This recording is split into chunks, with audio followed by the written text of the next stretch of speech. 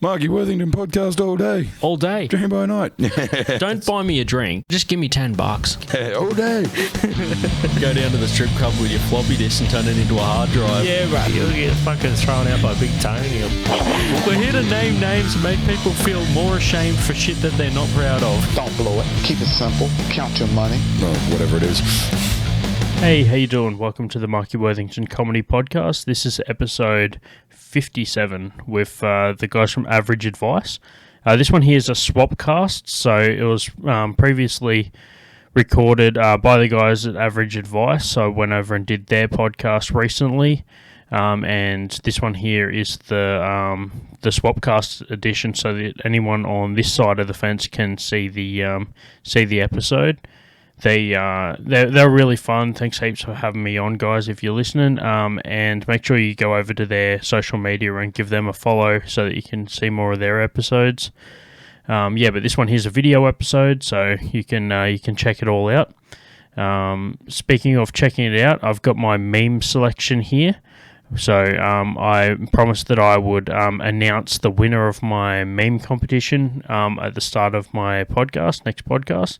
Well, this is the next podcast, so you're ready for the winner of the competition. There was 5 memes, and everyone had to vote for their favourite, and this one was voted by the people of my Instagram, the best meme. And there we go. If you follow my Instagram, you'll probably see that Benny and I did a breakdown. If you follow me on YouTube, anywhere like that, I'll give you all of the details later on. And the runner-up of the meme competition was this one here, J-Lo at 52, which is insane. Man, if I could look at least remotely respectable, even now, let alone fucking 52, it'd be next level shit. So, yeah, cheers for voting for that one, and getting all the votes in and telling me what memes you liked. I actually like doing that. I like putting up the memes on my page. So, I think I'm going to keep doing that. 5 memes and then vote for the best. If you're only listening to the audio edition, the memes will be up on my Instagram and on my YouTube page. So make sure you go over to Marky Worthington Comedy on Facebook, Instagram, or YouTube, and you can check out the meme episodes. But also, if you want to follow me on Twitter, it's Marky Worthington. It's just Marky Comedy on Twitter. No Worthington. You know how it is. Twitter likes to keep their names short. Too long for Twitter, you know. But thanks to everyone for tuning in, and cheers for all the votes and getting stuff ready for 2022. Now let's get into the episode. Cheers. I love it. I love that it's the Marky Worthington podcast with Marky Worthington. All right, Zar, back again for another episode. Welcome back to Average Advice. Yeah, I know, we're killing it this week. 2 in a row. This week we wanted to do something a little bit different, so we brought in a friend of mine. Another guest. That I met through stand-up comedy, some of the open mics around Canberra. But it's Marky Worthington, is your last name? That's me. Yeah, Marky Worthington. Welcome, Marky. It's good to have you on. Appreciate you coming in, mate. Yeah, thanks for having me, man. I'm used to being on the other side of the mic. Yeah, well, I mean, you've had your podcast for a while now, right? Yeah, well, I've been doing my comedy podcast. Oh man, I think my first episode, I remember hyping my gig at the Canberra Comedy Festival, which was like 2018. Yep. So I've been doing it since then, twice a month since then. So. Yeah. So, did you create the podcast to sort of help your comedy career? Was that the point, or was it sort of more of a sidestep sort of thing? Just wanted to do both things, just creative element. I created the podcast to help my mind. Yeah. Like getting in, and just because I always found like after mics and stuff, you might have remembered when you were cool and did comedy. Mm-hmm. But I told you he was going to give me shit about that. You like Mark's going to give me shit. I told He's you. going to give me shit. I'll come back. Yeah, well, now you can come back with the following of a podcast as well. So come back strong. But yeah, no, you probably remember like a lot of the time you'd end up just having these like conversations after the mic, like after the mic, a bunch of comedians would just chat. Yeah. And it's just like, man, this is like the funniest conversation that I've heard. And I've unfortunately never been able to reproduce that conversation on the podcast. After never 2 do it. years, it's still not funny. Yeah. But Well, it's where you can't capture those natural conversations as much. You just have to be recording all the time. Basically, that's what I find. But I liked it because where you host the open mics at the basement in Belconnen. Excuse me. Excuse me. Which is like, I love that setup. I've only done one there, and I basically half bombed. I had a few laughs, but it was pretty bomby. But I was more nervous than anything because like I hadn't been on such a big stage before. But even with there, you have like a mad green room out the back for the comedians and stuff. So it's an environment to create like good comedy. And some of the scene around here is great. Like, how long have you been doing comedy for? oh man, excellent segue into your first question, which I've seen. We try not to mention it, Mark. That's all right. Pretend that's not there. We just it goes with the flow. We don't plan questions. No. Yeah, no, what are you talking about? I mean, I seen it in my mind, man. It's your mind map. Like I run a podcast, but I can see the future as well. That's like my less popular ability. So, but yeah, the comedy scene. I've been doing comedy since like November 2017. Okay, so a while now. Yeah, well, depends on when this comes out. I mean, it could be someone might be listening to this episode in 6 years' time and think that, damn, that's a long time. It's true. And he still hasn't gotten funnier. Yeah. I mean, you've got the gnome look, so like you got the big bushy beard, so like even if you're not funny, people will still laugh at you. So that's what you want. All right. Fucking hell, you want to get on stage if you're going to start roasting me, man. That was all compliments. Because I can't grow a beard. I was listening to, because Tim obviously was like, we're having on Mark, you should listen to his podcast. And I was listening to, you speaking with one of your mates, I forget the name now, but about, you going through school and sort of being the class clown. So it sounds like, this was always something that you were always prone to do. You sort of, was this something you always wanted to do? Or is it just like the way that you sort of were, you sort of. You're a funny man. Yeah, that you wanted to be funny. You wanted to be the person that made people laugh. That's just sort of the person you wanted to be as a kid. Like, how did it happen? It's just part of the program, man. They're like, you're too funny to be in a normal fucking job. So no, it's basically what happens is everything I wanted to do, I've always just thought, I'll do comedy on the side. Yeah. Like So it's always been a hobby. Yeah, I've always just seen. I never like considered it as a potential to be a full-time thing. I still don't. And it's so hard to break into the Australian scene. Yeah, Australian market's not that good. Like when you look at America and stuff, where they have comedy clubs like every couple of blocks. Yeah. And they're clubs designed for comedy. Like Australian, I didn't even think there was a comedy scene in Canberra until I sort of started doing it, and you looked for that stuff. Yeah. Yeah, so in 2017 was when I started, but I've been wanting to do comedy for years. Like you mentioned, like when I was in high school, I just pointed to Zar for anyone listening on the audio edition. But the everything I ever wanted to do, I always considered I wanted to do something with comedy. And it wasn't until I got older that I realized, like, I can actually, like I Googled it, like Canberra had a comedy scene, and I could just, there was only 3 mics a month then. Wow. Okay. Yeah. And so 2.5 if you count the Phoenix. So the comedy scene in Canberra is it sort of it's a harder place to build a comedy career, like in a smaller town like Canberra, or has it grown over the years? Or it's definitely grown. Yeah. But a lot of just to cut you off, Tim. The scene is it's grown from people like going elsewhere, like Sydney or Melbourne, and then coming back and building it. Yeah. And a lot of the people that are bigger comedians in Canberra are big outside of Canberra first or as well. Like, so they'll be based in Canberra, but they'll do a lot of Sydney and Melbourne gigs and just sort of come back here for like... In Melbourne, there's a lot of actual comedy clubs. Like, there's a pretty good scene down in Melbourne, because I remember when we went down to Melbourne a couple of years ago, and we went to like 3 different open mics just because they were just there. There was something to do. And there's, I think that's the downside of Canberra. Because there is a quite a big crew of open micers and just interested in comedy. But it's just hard to find time, like hard to get up on stage as much as possible. Yeah. Especially when you're early, you need to be up on stage like basically all the time. And I suppose that's the benefit of America, because you can get up like Monday through to Sunday if you are so inclined, like, and you knew people. I think media, America has like that larger market as well. Like if you can break through to a larger audience, that's like the potential in America. It's like Hollywood's so big. That's why that sort of thing is so much easier over there. It is a bit of a shame, but I mean, maybe it means the Australians that do it, we fight harder for it. Most good Australian comedians end up going over to the States. Yeah. So if this was something that if you could do comedy full time, is that something you would do, or do you prefer it being sort of just like a side thing? Like, you know? Yeah, I've always wanted to do it. Like ever since I started, I was like in 2017. I was like, I could see myself doing this full time. Yeah. And dude, if you go into it without that mentality, get the fuck out. Yeah. Like if it, That's true. shit, are we allowed to swear on this? Yeah, 100%. Yeah. Fuck. Yeah. But too bad. So. Oh, there goes my comedy career in the States.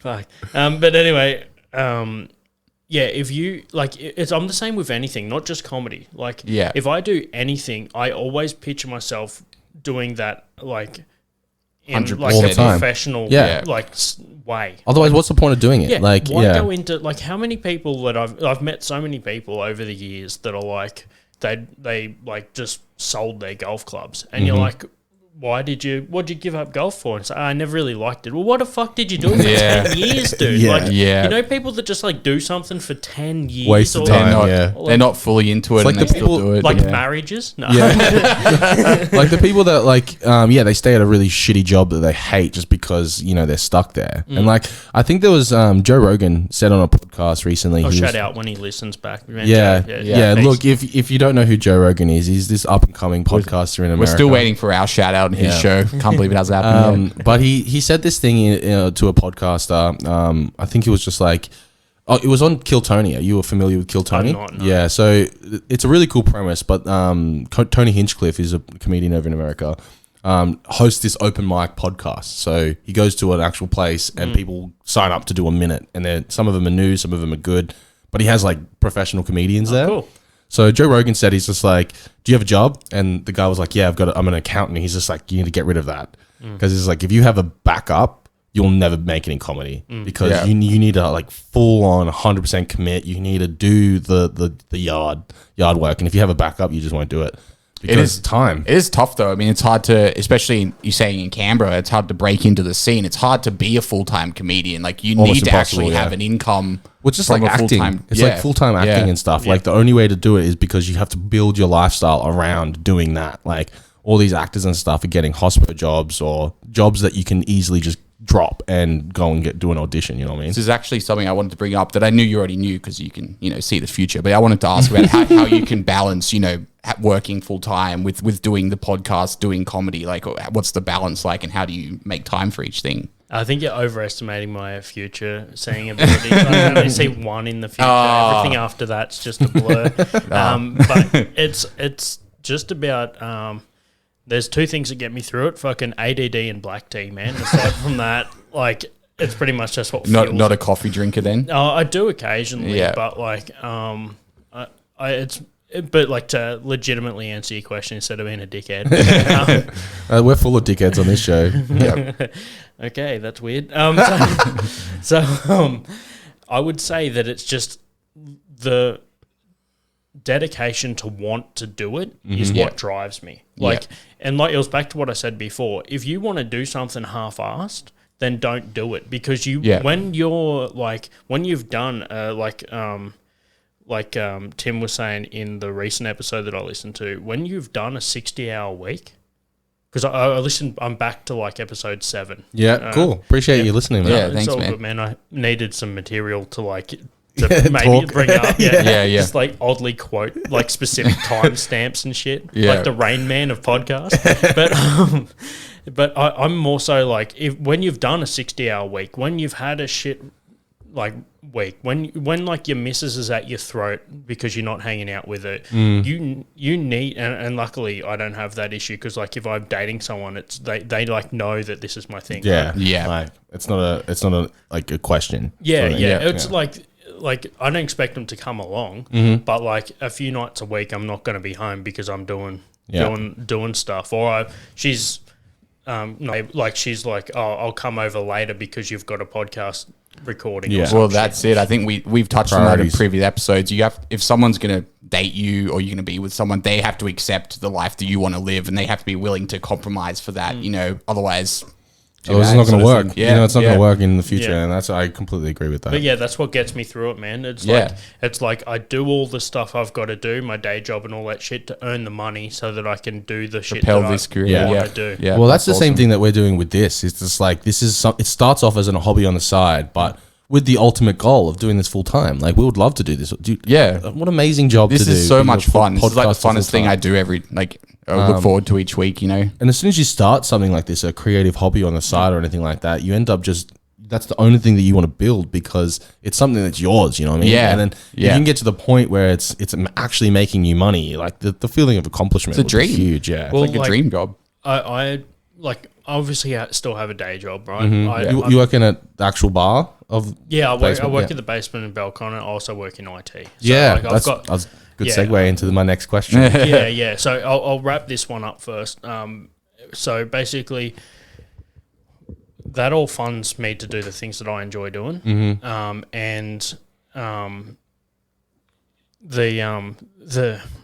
There was a quote. Okay, there's a quote by a comedian that I like, Dean Del Rey. He tours a lot with Bill Burr. And I listen to his podcast, man. And this is US dollars, so you just need to and it was a few years ago.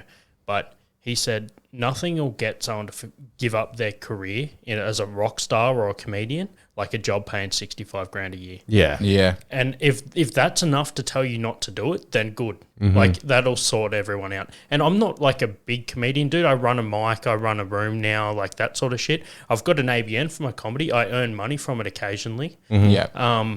But I'm not to that point. But the first time you make money from comedy, dude, I worked for the Canberra Comedy Festival, and the first time I got paid, I was like, should I give this back? Because I didn't feel like I worked for it. Like Yeah. it was just, they say that you get a job you like, you'll never work a day in your life. Yeah. Dude, comedy is the only thing I've ever earned money from where I legitimately felt like that. Yeah, because it's like you enjoy doing it. It's just like something you do.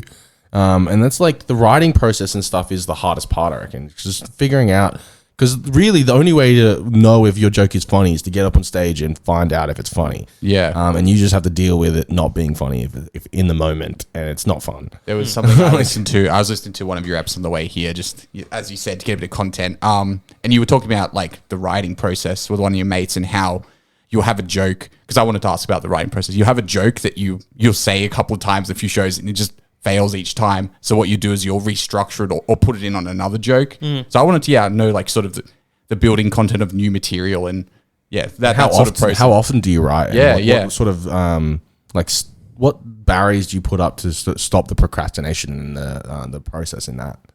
Oh man, like it's just literally the writing process is all the time. Yeah. Man, on the way here, I was driving here, and someone was going slow in the lane next to me, and I just thought to myself, like, I need to get around this guy because he's like a beta male. Yeah. Like, I don't want to have a car accident and have this guy between me and the accident, because who knows what he's going to do. Yeah. He's going way too fucking slow. Like, that's not alpha shit, dude. Like, I don't want... Like, if you're going into war and you had someone in front of you that was like, oh, I'm not too sure, man, and they're just walking into battle instead of charging, Yep.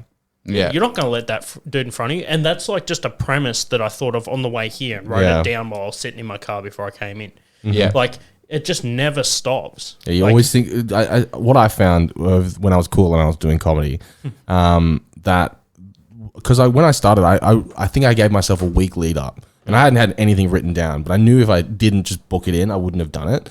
And through that week, because I knew it was happening, I knew I was going on stage. Like, you end up just thinking whenever something pops into your head, you're like, all right, how can I make that funny? And you sort of trick it, and you're like, that's the art form of comedians, is because they can take any topic, no matter what it is, even if it's touchy or controversial, they can make it funny because of the way they say it. And that's why all this stuff with cancel culture doesn't make sense to me. Well, it's about it's about listening to what the comedian has to say and not really through the humor. Yeah, like I've got a friend of mine. I won't name names. He's been on my podcast before. Maybe I'll get him to talk about this. Yep. But it's one of those things where he had to deal with some shit online because someone heard the setup for a joke and walked out without listening to the punch. Yeah. And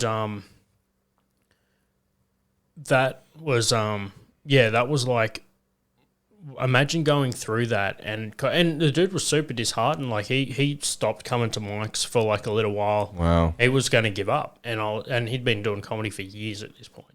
And I was just like, man, that's that's a shame that it happened that way. But yeah, if you I think that, and to be fair, man, like sometimes a joke does need work. Sometimes someone will say something, they won't quite nail it, but that's why it's a mic. Like, and he said that joke had a mic. Open mics it should be a safe place because either new people or even like comedians like yourself go there to try out new jokes. And the people that walk out of an open mic and they get mad, you're like, oh obviously it didn't work. Like, but obviously didn't pay to be here because you wouldn't have walked out. It didn't work. Yeah. I had a bit of a question. Oh, sorry, I didn't mean to interrupt you. I was just sort of thinking, because I've watched a lot of comedians, and how I don't know if there's like a type of style that comedians try to portray. I know some comedians try to be a bit more like sophisticated, come across a bit more sophisticated. Some try to be a bit more vulgar. Is there a particular style you try to play, or you just try to be as like yourself as possible? Like, dude, I see people that put on like acts on stage and shit. That's not my style. Dude, I don't even want to bring a guitar on stage. I just want to be up there talking shit. Yeah. It's like Joey Diaz said. He used to run a do you guys know? I love Joey Diaz. He said he used to be like the house MC at the Comedy Store. Yep. And he was just like, there's this dude that just kept rocking up with the guitar. And he was just like, oh, when I seen him with his guitar, man, I just want to take it off him and beat him up with it. I was sick of hearing that. Cocksucker. Yeah, I was sick of hearing that fucking thing. You know, and it's true though. Like I even get bored with my own jokes if they're not evolving. Yeah, it's the same over and over again. Yeah, like if I've got it to the point where it's funny, I'll put that on the backlog and start working on some new shit. And that's how it works, man. Like I did a paid gig the other night. And I was going to come to that. I completely forgot about it. Oh, dude, shit happens. But you and fucking, like, most of Canberra, unfortunately. But no, we had good turnout for, like, a school night.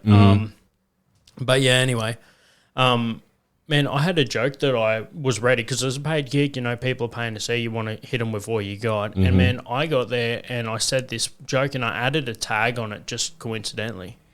And one of my comedian buddies who was there, one that still does it, Tim, he came up to me at the end and was just like, that tag was great. Like, he had heard the setup before. Yep. But he was like, that extra bit makes it. And you need to kind of be a comedian to hear that, though. Yeah. Like, it's a bit like a mechanic. Like, dude, I gave my buddy who's a mechanic a lift home one night. I was driving like an 86 Mitsubishi Pajero. You guys would you have like an XL or some shit? Dude, don't worry about my car. I heard like on one of the previous episodes you're talking about your cars. Yeah. And then you gave it to Tim for free. Oh, the Ford Laser. Fucking that's right. shit The car, bomb- dude. the bomb on Sonata wheels. or something after that. Elantra. Elantra, fuck. The Elantra is like what they call the Sonata in other countries. Yeah, right. Anyway, whatever. Shitty hatchback. Somehow trying to make myself right. Anyway, so, dude, and I gave my mate who's a mechanic, he's like drunk, I give him a lift from the bar, and he like gets in my car, and we're just driving down the road, and he just goes, fuck, this has a miss and a half in the third cylinder. And like, he just knew like off the sound. Whereas like, it's like comedy, right? Like as a comedian, I'll watch a special, I'll end up just fucking criticizing the whole thing and being like, dude, he dropped that tag there, or like he did. Yeah. Because like, you understand how the structure works. So you're following it on a different intricacies analysis of comedy. Yeah. Well, that's what I like, because when you sort of start doing the research of comedy structure and how to write a joke and stuff, when you look at like professional comedians, you're like, how the fuck did you think of that? And then they had a callback to bring it all the way back to the end. It's just so well structured. This is why we wanted to bring you on, because we did a previous episode, comedy and humor, and we're kind of making this part 2 because we gave our average advice. who are we? We're fucking no one. It's like Tim's done a bit of comedy. I've done it 4 times. I've never done any stand up, so it's good to have someone who's actually knows the intricacies of it. Dude, I won't burn the fucking joke, but Tim actually has this one joke that I still quote to people. I'll tell you guys after. Sweet. But like, yeah, there's this one joke that Tim used to say, and I was just like, that's fucking funny, dude. Yeah. So like, I was pretty impressed with, like, I only had like 4 weeks to write my stuff. I was pretty happy with what I did, but there was what I found that a lot of the jokes that I was writing, they were good, but they weren't complete. You know what I mean? There was one sort of punch or one callback that I needed to write that would call it back and then finish the joke. And I feel like all my jokes would just they just missed that one beat to get the applaud and the laughter. You know what I mean? yeah, Well, but they're that's like what it's hard mics to are for. deliver it and hard to actually. And I didn't go enough to sort of because I wasn't comfortable on the stage. Like, I feel like to be able to tweak it and figure out what you're doing, you have to be as comfortable on the stage as possible. Which takes time, obviously. Yeah. I mean, the first time I went to the basement, I remember I hated it because, like, I went there and, like, the number one rule of most stand-up comedy is get rid of the fucking mic stand as fast as possible. Get that shit out of your way. Because if you don't, that will be in your way. And I was just like jumping over it with the cord, and I was trying to walk the it was a nightmare. Well, yeah, it's kind of it depends on your style. You're talking about style of comedy before. Yeah. I don't think I answered that. Yeah, I just be myself on Yeah. stage. Yeah. And I like my style of comedy isn't much different from a conversation, man. Conversationalist, yeah. Yeah, I pull back a little bit on stage compared to in conversations. And I've had comedian friends of mine that I'll have a conversation with, and they'll just be like, dude, that is a good bit. Like, just say what you just said then on stage, and that would be a joke. Yeah. Yeah. Like, so I guess that's good. Like, I don't really think that, I'm not going to say I'm fucking natural or anything. Yeah. Like, I'm some wanky shit like that. But I just like, sometimes my conversation is actually pretty funny to some people, but because it's me that's saying it, I don't realize it's funny because I've already thought about it. Yeah. But like that's my style of comedy. I usually move the mic stand because I tend to fidget a lot, and I'm like a bit of a pacer and shit. If you are one of those people, move the mic stand. Yeah. But I know some great comedians that are just They control stagnant. it, yeah. Like if you watch any of Joey Diaz's stuff on he did like a Ari Shaffir had a stand up Like show. series. Yeah, I remember that one. Where they just, What's happening or whatever. where they just do stories. Some of his storytelling, he needs his both hands because he's so animated. So he'll just get up there, and occasionally he might grab the mic stand and like use it like to move or whatever. But he's just like both hands. Like the best part of that is in some of the, like you were saying about improv shit, like stuff you think of just on the stage. There's this one bit where he like opens a bottle of water, and he's so animated that he just rips the lid off it and throws the lid over his shoulder. Like he's not going to need to put the lid back on. He's drinking the whole thing. Like I had a buddy over at my house, man. He's just like, you mind if I bring over some booze? Yeah. I'm like, yeah, sure. That doesn't matter, man. I got booze here if you want. He's like, no, I'm working on a bottle. May as well finish it. Brings it over. It's half a bottle of vodka and a bottle of orange juice, man. Jesus. And he pulls the lid off the vodka and just threw it in the bin. Like he had no intention on taking that home with him. Like, Was this for a podcast or It just was, hanging out? yeah, it's where You know that's going to be a crazy podcast when someone walks. He's like, all right, let's get this fucking shit started. Maybe that's what we're doing wrong. Yeah, we're too sober. We're too sober. To be honest, man, like most of my podcasts are sober, and occasionally, like I'm doing an end of year one with, depending on when this comes out, but I did an end of year one at the end of 2020 with Kai Faye. And we just sat there and like talked about the year wrapping up. And I know like Joe Rogan has Joey Diaz on every New Year's and 4th of July. He was like a standing guest. Yeah. And that's kind of, I like the idea of having, although I have like revolving guests, like just have a couple of constants, and just like an end of year wrap up sort of debrief episode with Kai is like a good staple. Yeah. Because when we created this, we weren't sure, we didn't want to have to rely on getting guests, which is why we decided to do it as a host sort of thing. But the more guests we get, the more fun the episodes are, because you have that extra dynamic. You can sort of change it up a little bit more. So we're bringing more guests in now, And it gives you more content, like, you know, because you can touch on past things. You don't have to rely on like, you know, new stuff, because it's a third element to it, you know, and people have new, fresh ideas, which is really good to have. So what I was curious about, because I know that you obviously do your own stand-up, but then you're doing the hosting of the basement. So like you're the MC. Now, when you're doing MC of an open mic, are you still trying to do jokes, or are you doing things that you've already written that you know are going to hit? No, it's a bit of a mix, man. When I'm doing MCing, if it's an open mic and I'm MCing, it's tends to be like more new stuff, or just like crowd work or just whatever. Figuring it out. Yeah, because it's an open mic. So it's also kind of an open mic for me as well.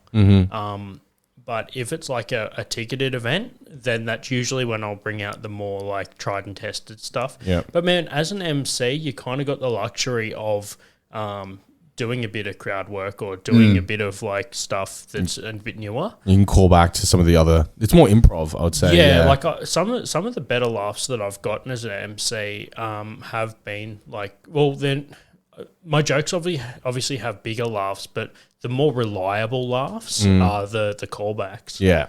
No, that's what I've always found is like when I'm looking at actual comedy, the callbacks are always ones that get you because you don't expect them to call back to that joke. For me and every other not pro comedian, what does a callback mean? So it's when someone does a joke at the beginning of a set, and then like they do a completely different joke throughout their set, but then at the end of the set they call back to the first joke. So so they tie it back in. They tie it back in, yeah. Because then you say this really pretty good punchline at the beginning of the joke, and then they completely go off tangent, and then they bring it back. It's almost like an in joke, you know. You have in jokes. Well, you bring it back because you're just like, I didn't see that coming. Yeah. Like I've got certain jokes that are better as openers. Yeah. Like I tend to find stuff about my appearance is a good intro, but then again, some comedians have like another way of doing it. Like I was listening to a podcast of this comedian. He was saying that he found that a lot of his callbacks and stuff were better like in the middle or towards the end. Yeah, okay. Because as soon as you sometimes address your appearance, that's all the audience can see. Like they just focus on, if I just say like something about my beard or whatever, they're like, yeah, he does have a big beard. Yeah, and that might be something that just draws their attention. They're not listening to the next part of the joke. Yeah. But like they might be listening with intent, because they're like waiting for me to address my appearance, and then as soon as I do, they lose their attention. So like that's interesting. It's a crazy mind game. Fun. Yeah, it's cool. It's cool the actual analyzing of comedians. It's just like, how did you do that? No. I wanted to ask you about the podcast, right? So I'm assuming you did comedy before the podcast? Yep. And so when you decided to do the podcast, did you find there was any, like, what challenges did you face when you were starting it up? Was it hard, or did you find it actually pretty easy to get going and get guests in and do all that stuff? I'd like to thank the fan that submitted that obviously written question. No, we wish it was written. No, dude, that was well constructed. Shit, I'm not used to this kind of quality. We're pure average. No, dude, dude, season 2 might be above average advice. It could be somewhat expert. So when I first started it, I was lucky that I actually had 2 years of podcasting experience for a different like a music-based podcast that I did. Yeah, of course. But in general, like even before I started that one, the biggest thing to like the biggest hurdle or the biggest thing to get running smoothly is like branding. Yeah.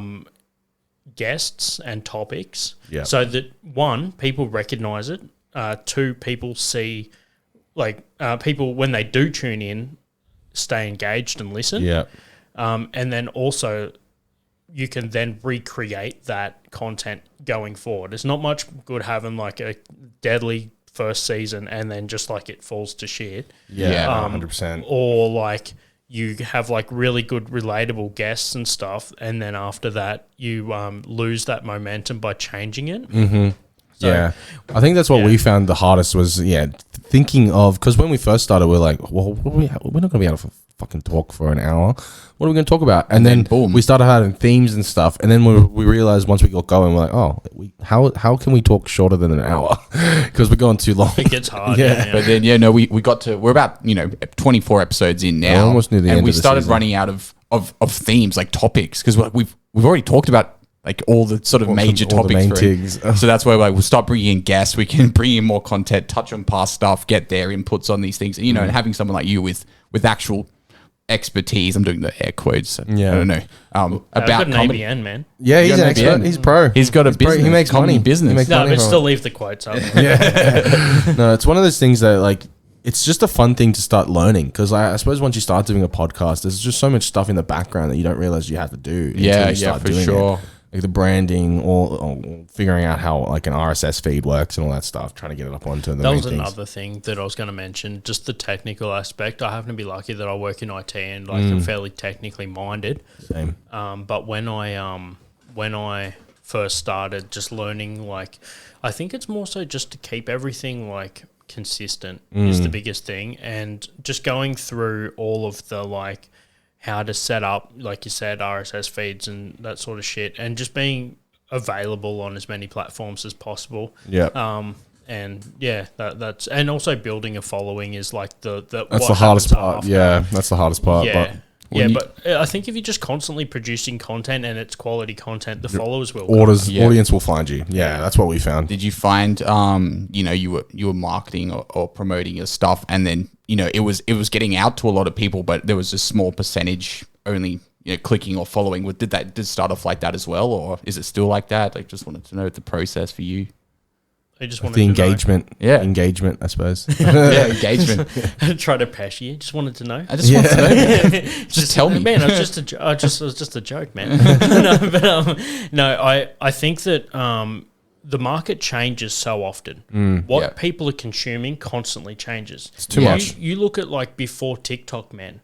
Like, do you think that there was going to be a market for short videos? Fuck yeah. And someone's seen that and just did it. And look at how much it blew up. Well, they basically just stole Vine. They did. They Yeah. completely stole Vine. And Vine was Huge. the shit. Huge. Yeah, It was Vine was big before YouTube. Like Yeah. YouTube became like good Viners became YouTubers. Yeah, and that's why like they have YouTube Shorts now, which is basically the same shit. My housemate actually had a viral video from a YouTube Shorts Really? video.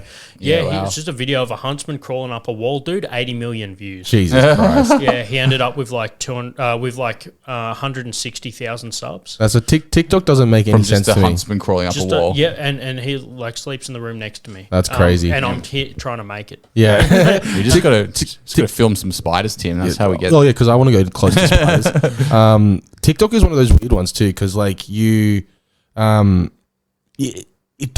know what's gonna hit. Because like you can do this completely random video for 30 seconds and all of a sudden it breaks out, and you're like, why? I've done like 50 of the same video. Why did this one break out? Doesn't make any sense. You always see like people's reactions when they're like, "Holy shit!" Like when they put up videos of them realizing that they had like a viral video. Yeah. But like you're saying before about some people are seeing it, but not many people are subscribing. It's about just generating content, which is your content, but it's also like kind of what's popular. happening. Yeah. You need to make sure that your content can be condensed into a medium that the market has an appetite for. Yeah. So like right now we're talking about off mic. We're talking about like short clips from the podcast. I find that tends to be how people are consuming shit now. Like people are you just throw out like a 30-second to a minute sample, and people that are into it will listen to the whole or watch the whole episode because they liked that, or they might listen to the first 20 minutes and then get bored. Yeah. It doesn't matter. Like as long as you're like putting stuff out, I just think that it's basically just painting with a wide brush, and eventually people will like pick it up and consume it. It's like with open mics, man. I've always said this from the start. I'd prefer to have 50% of the crowd absolutely hate me. Yeah.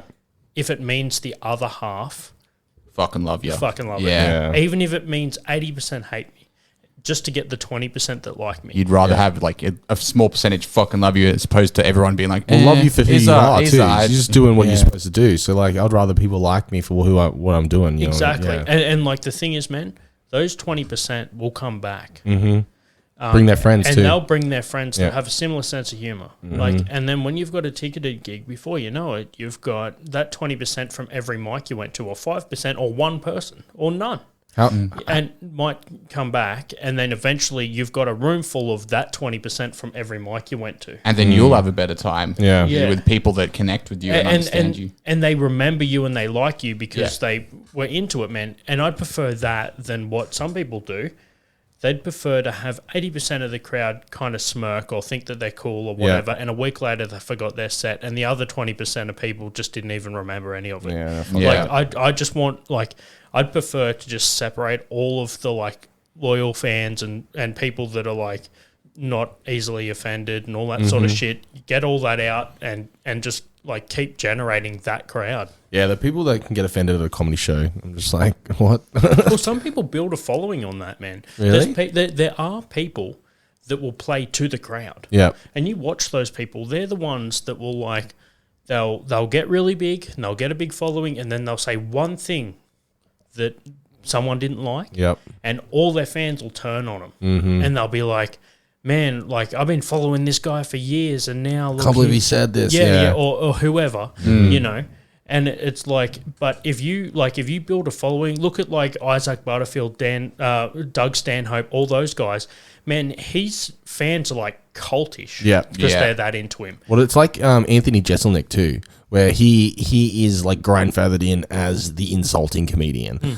Like a punch of a bunch, because he's super insulting. He does one-liners, but they're like super dark. Yeah. But he's hilarious, and a lot of he's basically grandfathered in on Twitter and all those stuff, because if someone in the woke brigade tries to like say something, I can't believe he said this, all of his friends will just be like, oh, you must be new here, like, and just start like ripping on that person because he is grandfathered. He's like, that's what he does.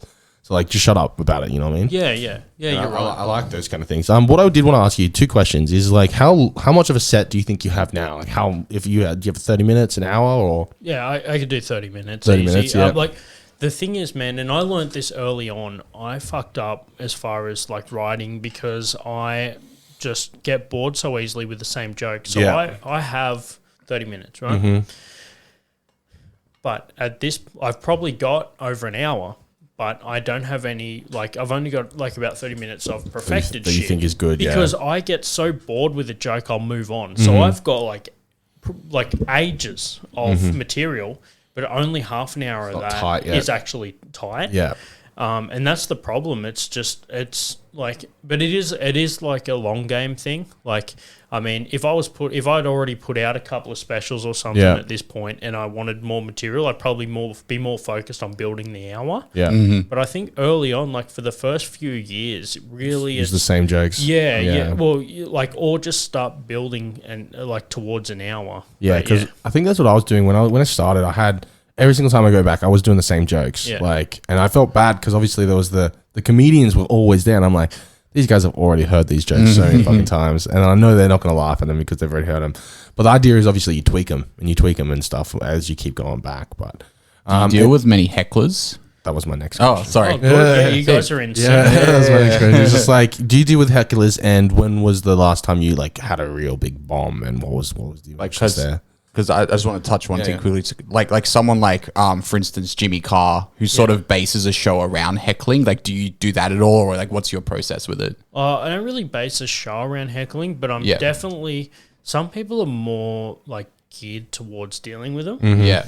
So I've seen comedians like either they're in the mood for heckling or they just want to get their set out. Yeah. Like, it depends on how I am at the time. I'm always keen to have a chat. If someone wants to be a smart ass, I'll have a crack. Yeah, you have to put them in their place. Like, if someone's gonna say something, you have to be like, all right, let's fucking go. But like, some comedians will just be like, shut up, or like whatever, and that sometimes is enough to shut them up. Dude, I've seen comedians walk off stage because they just didn't want to deal with a heckler. Like, I've seen, like, I used to do a room at Young and Frisky in Gungahlin. And one of the bartenders passed a comment about how he's already heard one of the jokes before, like out loud, and the comedian heard it and got so fucking offended that he walked out. No, that's not how you deal with it. And it's just like, but like, who knows, man? That dude might have been having a shit day, whatever. Exactly, But like I said at the start of the show, like your passion to be on stage for as long as possible gets you through shit like that. That's a callback. See, I just mentioned. Yeah. Learn a new thing. There's also a callback to our previous conversation about callbacks. So comedy writing. I'm learning. 101. I'm learning. Like, yeah, Tim, just like a hype man, just say the last word I said at the end of everything. But dude, I've seen comedians fold from hecklers. I've seen comedians destroy hecklers. Man, I seen one of my buddies absolutely fucking destroyed a heckler. Really? Yeah, and it was good, man. It Yeah, was good. you always feel so good when you see it. It was like he was telling a joke that was about, you know, him not getting a missus because he's poor or some shit like that. And she comes out with like some like who'd date you sort of bullshit. Ooh. And he was just like, oh fuck. And like, cause he's a big guy. Yeah. And he's just like who else is like, do you realize like I'm the one fucking all the fat chicks? Like that's like what I'm here for. Yeah. Dude. Like fat guys and fat chicks go together. Like you don't Someone realize. has to. Yeah. So but like I won't like burn it because that's like his story to tell. But he went in. And it was fucking great, man. But that was his situation. I had you asked when did I last bomb? Fucking Sunday, dude. Sunday. Yeah, I went to Smith's on Sunday on Halloween. Well, you got I'm dating the podcast, but I went into Smith's on Sunday, and it was the first time back for a while.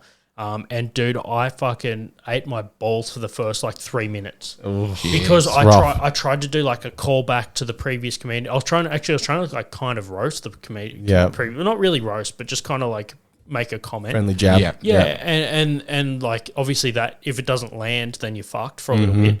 But luckily, and shout out to that comedian because dude, remember I was saying before how I have some bits that are opening bits. Yep. And they're about my like appearance or something about me or whatever. So I'm bombing for like 3 fucking minutes. I'm kind of getting a laugh here or there. Giggles, yeah. But like it was nervous laughter. Like it was like someone would just be like, I don't want to laugh too much about something that I think is funny because no one else is laughing. Yeah. So like what you need to do, and this is part of like the psychology of comedy, what you need to do is do something that'll make everyone laugh, and then you're back to square one. You can build on it again. Yeah. But it's fucking hard to do in a 5-minute set.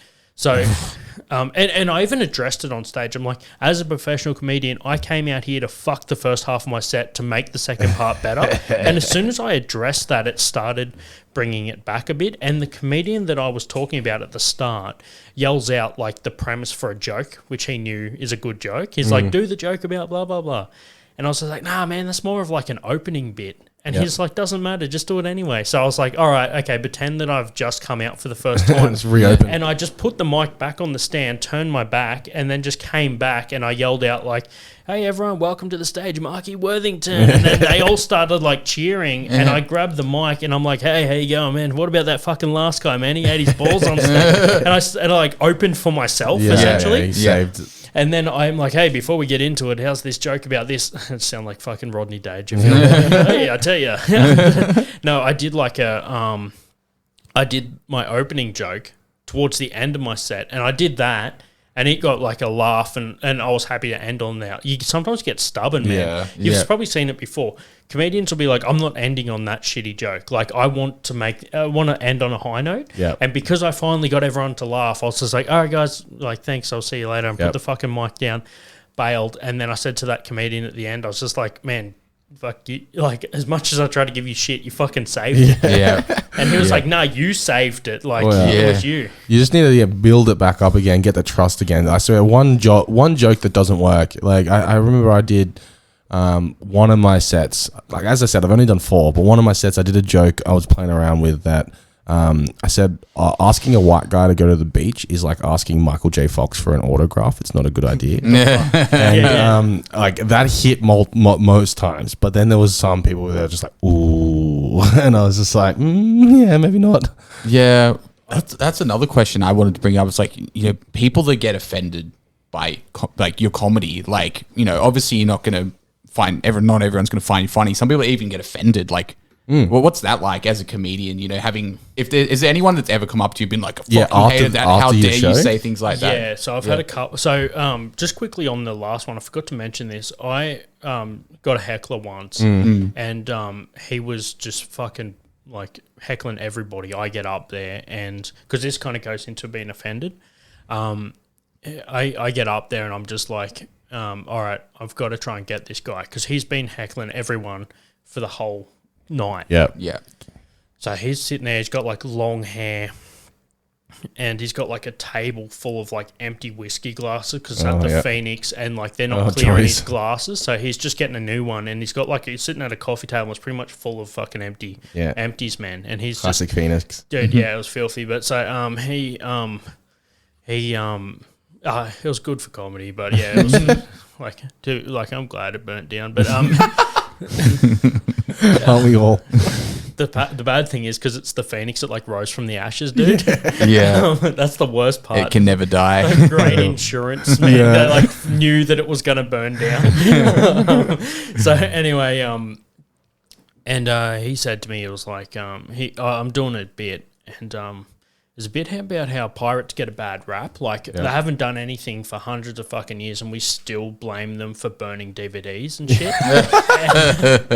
and I love that.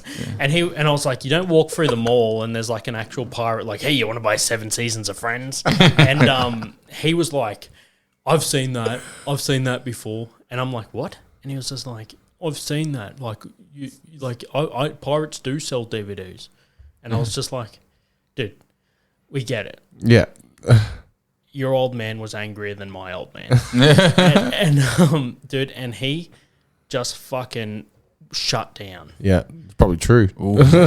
Hit a nerve. Yeah. Oh no, I went in like a little harder than that. Yeah. After that, like I basically said that like he looked like Kurt Cobain. Yep. Only he's still got more brains than you. Oh, And, brutal. That's what you get for shut up at a comedy show. Yeah. But anyway, like all bets are off, and fuck anyone that like tries to cancel me on this. But anyway, should have been at the Phoenix in 2018. But anyway, while it was burning down, probably. But anyway, so that and he was legitimately offended, and I got off the stage and went straight out the fucking door because I didn't want to deal with him. Yeah, right? Yeah. And I don't know what was going on in his life to make him like that, but at the end of the day, if you yell out, it's fair game. Right? Yeah, 100%. To what you're saying before, I've had people come up to me after a gig, like not drunk crazy people like that guy. Yep. Normally they're drunk, but they're not like unreasonable initially. Yeah. They'll just come up and be like, it's like the most recent one that I had where dude comes up to me and he's like, he wasn't there for the comedy show, he was just at the venue. Yeah, those are always the ones, yeah. He fucking comes up and he's like, hey mate, so do you run the comedy thing here? And I'm like, I just said straight up to him. No. No, I was just like, what joke offended you? Because like I just knew that's what his body language and Yeah, you everything. tell by the demeanor. He was just like, right, so I can get up there and talk shit about religion, can I? And I was just like, mate, if you're funny, you can do whatever you want. And he was just like, Some people that get up aren't funny either, though. yeah, but like he was like, yeah, right. So like, you know, if I don't, like I can say whatever I want, I can talk about religion or whatever and all that shit, and like it won't be, you won't get mad. I'm like, dude, you can do whatever you want. If you like are deliberately offensive, I will get fucking mad. But at the end of the day, man, it's your 5 minutes. You do whatever you want. It's an open mic. Yep. Yeah. And he was like, oh man, he's like, it's like, what do you say? Because I think not just me, but a few other comedians trash religion, and this guy was like, It's because it's comedy gold. yeah, and he's just like, mate, I like to see myself as a good Christian bloke. Yeah. And I've got 4 kids, and you know I bought them all right. And I talked about this on the Tom Ballard podcast. I was just like, man, it's Tuesday night. You got 4 kids, and you're drunk off your ass at a fucking bar. Super like, Christian. How Christian of you? No good sentence starts with "I try to be a really good Christian." No sentence starts that way. Dude, and he was just like, well, I'm coming back next week. We're bringing 20 mates, and if I don't like any jokes, we're starting a riot. And Holy I'm just shit. Like, yeah. So I'm like, yeah, fuck yeah, can bring 20 mates, man. Like I could do with the As long as they pay the cover charge. Yeah, I'll charge, like you can pay me now. Like give me $100, man. Prepay it. You know, I just love that. It's just like that's not a very Christian threat. It's like fucking hell. Like what are you? Like going to be dressed up in your like Christian fucking army. The funny thing is, I feel like if you give an offensive joke to someone who is secure enough not to get offended, like if he was secure enough in his religion, he wouldn't care. He'd be like, oh, whatever. He disagrees, whatever. Well, it's just like so it's interesting. The controversy going around like Dave Chappelle at the moment with Closer and stuff. He's just like, he's made like I think I was watching Ben Shapiro on Facebook or something. He said he's like, do you know there was like 4 anti-Semitic jokes around there? I didn't care. No one cared. It's just the small group of people care about a specific joke, and then all of a sudden the whole special is broken. You know what I mean? Dude, most of the people that got offended by it admitted to not watching it yet. Yeah, exactly. It's No just one's seen it, and no one's seen it in entirety too. And that's like finishing a book, not like finishing a book halfway through and saying, "Oh man, the ending sucks." Yeah. Yeah. It doesn't make any sense. Well, I noticed it as soon as it came out. Like I was flicking through Netflix. Same. I'm like, holy shit! So I like just happened to be in a place where I wasn't like doing anything. So I was like, yeah, fuck, I'll watch it. Funny. And yeah, dude. And I watched it before it was controversial. Same. Like so, I was like, yeah, that's good. And then I just start seeing all this shit about it, and I was just like, fuck. And I had a question I was going to ask you. Yeah, go guys. for it. Do you Yeah. wanna, Yeah. I'll try and keep it cool because you guys. 10 minutes left. Yeah, Bro, go for it. I don't want to be that guy that makes you run We're over. sort of No, do it. unstructured at the moment. I'm sure so- when I edit it, it'll go back down to 1. So it's fine. 1 minute. And you take out the shit. But yeah, so I for the listeners, I also have some advice in my episodes, but it's not what the show's based on. And I encourage people to send in shit, and I wait until I get 5 or 6, and then I'll do an episode just on advice. But I usually only do like 1 a year. Yeah, so if you're listening, please send in Yeah. your questions, Yeah. your That's what you input. s- as We you want say that. every We want episode. that. Yeah, listen through to the end of the show. I'll give you where to send them, so you have to listen to the next 10 minutes so that you can get it. All right, but anyway, so this is like relationship related. Yep. Okay. Hello, my friend is dating this guy and they are engaged. He has flirted with other girls before and has been sexting and stuff, but he said he would stop that after Okay. it happened when she caught him once before, right? Yep. She found on his computer about a month ago that he had all these nudes from his ex there still. Mm-hmm. Now, he said that they were from their previous, like when they were dating, but is that a red flag and should they still get married? No. 100% no. If he's already talking to other girls when she's engaged, he's going to continue doing that. Like, guys don't Yeah. stop doing that. If you do it once, you do it all the time. Yeah. And my opinion would be like, how many red flags do you need to see before you be like, no, I'm done? Yeah. Like, again, with the nude pictures, I don't think I've ever kept nude pictures from an ex. Like, once I break up, they're gone, you know? Because that's just temptation I don't want to deal with. Yeah, dude, once I've seen the real thing, they're gone. Exactly. Yeah, what's the point of a picture, you know? Yeah, no, yeah. I think, and definitely if it's brought up and then it's happened again, Yeah, multiple like times. definitely, like, you know, they don't respect you as a person. Yeah, If yeah. they're going to do that again and it's sort of betraying you a second time. It's like, you know, do it once, shame on me. Yeah. You know, do it twice, shame on you, that sort of thing. Cut him loose, listener. Cut him loose. I feel like you can always give everyone a chance, and if they make a mistake, if they then betray that again, Yeah, mistakes you know, happen. But at the same time, like when he was caught, that's not the first time he's done it. It's the No. first time he was caught. caught, Yeah, yeah, it's yeah. the first time he was caught. It's Yeah. pretty and- fucking open and shut case, that one. Yeah, and then after you're caught, then you just become more sneaky. Like it's not about I'll stop. I promise to stop is a dumb fucking sentence because if he promises to stop, why are we still talking about it? Yeah. Have you ever tried to catch beach worms, dude?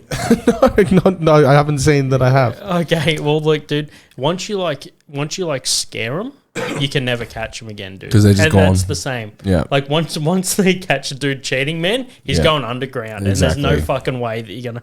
But like, man, it kind of like leads into like some advice that I gave a buddy of mine who's got like a missus that like will always get hit on when they go out. Yep. And I'm like, man, it's a trust thing. Mhm. Like, I, Yeah, like, 100%. I Yes. know my missus gets hit on. Like, not Most like- girls do. Yeah, not like, and to be fair, dude, like, if you're dating a chick that doesn't get hit on, fucking, there's a reason that she's with you, dude. You know what I mean? Like, You're the backup. yeah, yeah, exactly. Like, you were the first one to hit on her. Yeah. It's like, fuck. You just have to. Yeah, you have to have trust that they're not going to do anything about it. Yeah, and that's the truth though. Like I've had that situation, man. Like, and like I've had girls that will show me. Like, I've had girls like because I'm in the metal scene, right? So there's like 3 chicks for like 4,000 guys. Yeah. And if you turn up to a gig and you've got a girl with you, dude. I've had girls that I've got, like, we haven't been dating, we've just gone out to a gig or Yeah. whatever, and like we're like, you know, we might be banging, but we're not dating or whatever, and they'll like show me the next morning because their relationship will be single on Facebook, Yep. right, or whatever. Like, I don't know what the kids are using these days, but man, I'll get home like we'll stay, like she'll stay the night. And in the morning, I had this one girl show me, she had like 4 inboxes from friends of mine that were like, hey, I seen you at the gig last night, like maybe we could like get to know each other better or fucking hang out sometime and shit. And they knew that I was there with her, like it just like, but that's just how it happens, dude. And like she ended up banging all of them. But, nah, but you know what I mean? Like, guys, when there's not a lot of options around, they'll go in with anyone. Especially if there's not like, you know, that label. But even if there is that label, some guys will have a go, douchebags. You know? But those are how you know who your friends are. Like, it's also like when you're in that like before you start dating period. Like, honeymoon phase. Well, like